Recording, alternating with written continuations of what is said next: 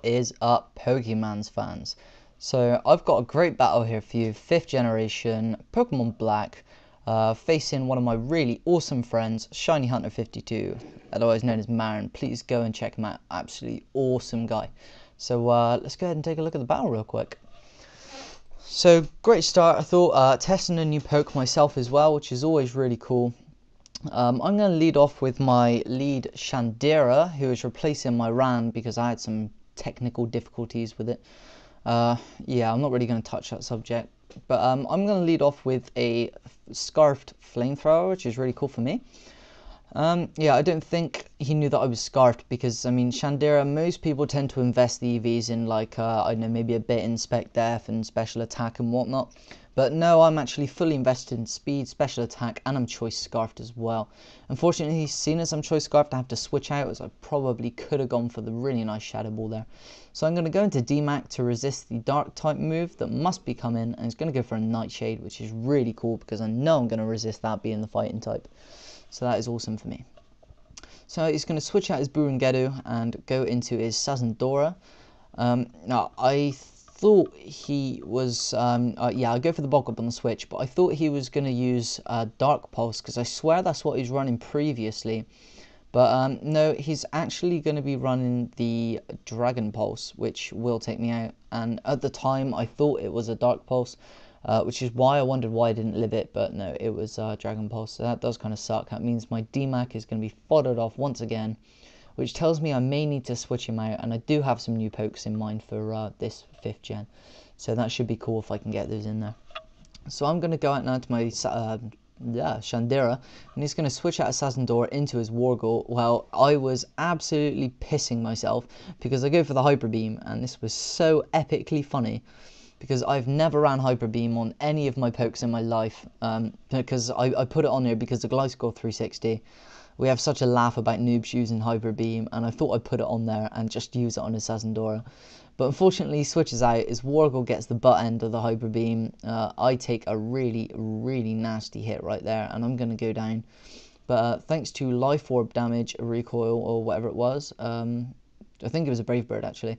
So thanks to Brave Bird recoil, he's going to go down also. And he's going to send his Sazandora back in again now. And I'm going to send in my Terra Beast, and I haven't had a chance to test this thing, which is really epic. And I'm not going to lie, I didn't know fighting moves were super effective against Sazandora. I just went for it because it was 90 base power and it was stab, so I thought it was a good move to use. Turns out it's super effective, and I'm like 300 and... I'm not going to say what because I'm not actually sure what it is, but it's over 300 speed anyway, and that fighting move's just going to tear that Sazandora apart, which is just absolutely awesome. Wasn't expecting that. So now he's going to go into this, and I know this thing's carrying the Psychic, so I'm going to switch out and I'm going to make a nice play and go into my Hard Shiz, which is my T-Tar. So I'm also gaining the 1.5 special defense raise from the Sandstorm, which is really cool because after a few D-dances, this T-Tar can pretty much sweep, which is really cool.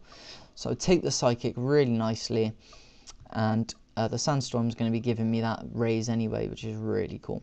So I'm going to go for my first DD. Little does you know, I'm actually carrying the Crunch on this T-Tar as well as the Fire Punch. I think I'm running Fire Punch, Crunch, Dragon Dance, and possibly Earthquake. He's going to go for the Shadow Ball now. I believe that was a misclick, and he was trying to go for Energy Ball, he said, which he does use next turn. So that's pretty cool.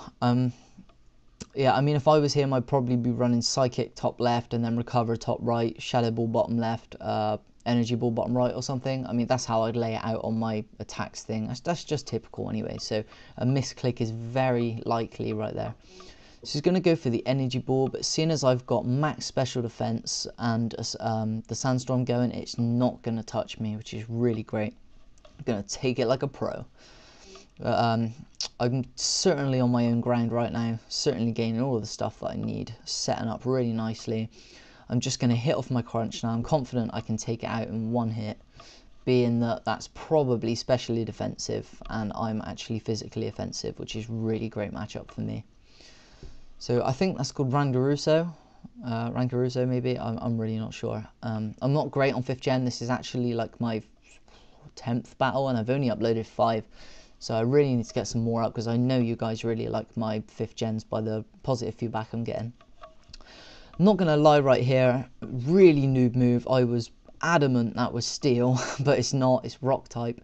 It's gonna go for the stone edge just for some residual stab damage. I'm not sure what happened here. I looked away for a split second and it looks like a critical hit there. So that kind of sucks right now, and people are not shutting up in my house. My bad. So yeah. Anyway, sorry about the interruption. So going to send out Terror Beast again and go for the stab fighting move here against the rock type. I'm overconfident that's going to kill, but it doesn't. That must have some massive defenses because my attack is huge. He's going to explode all over my Terror Beast, and of course, knowing me, I would never ever run any poke without investing some defense and spec depth EVs. So I'm fairly confident I can live, which I do. I wish people would really shut up in my house. Yeah, I live, which is pretty cool. Now he's going to go into Brungedu, and I'm just going to leave it in as fodder, my Terror Beast, and just go for the area lace and get some damage off there. Which did kind of matter, actually. But yeah, he's just going to go for the Nightshade, which is definitely going to take out my Terror Beast. So it did serve me really, really well. I'm actually surprised it did that well. I thought I was going to test it and it was going to get murdered first turn, but it's actually done really well here. Took out 2 pokes. It's absolutely brilliant. But the Burungedu's managed to kill it, so I'm just going to send in Frosty Pixie.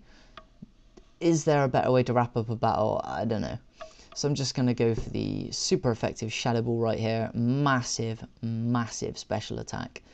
But I was really embarrassed actually, because running a Burungedu myself, I know the special defenses are incredible, and I thought I could kill, but I didn't. So luckily for me, he chooses to set up the substitute on this this turn.